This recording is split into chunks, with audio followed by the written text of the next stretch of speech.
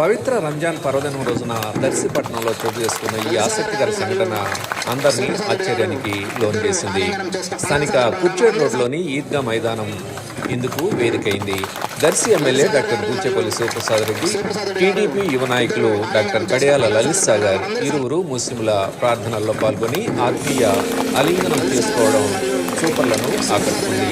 ఈ సంఘటన ఈ పార్టీల శ్రేణుల్లో ఆసక్తికర చర్చకు దారితీసింది.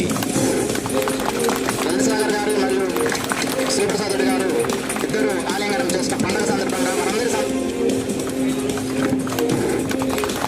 లలిసాగర్ గారు మరియు శివప్రసాద్ రెడ్డి గారు ఇద్దరు ఆలింగనం చేసిన పండుగ సందర్భంగా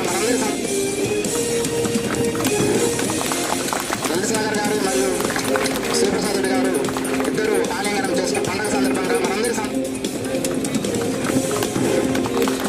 లలిసాగర్ గారు మరియు శివప్రసాద్ రెడ్డి గారు ఇద్దరు ఆలింగనం చేసిన పండుగ సందర్భంగా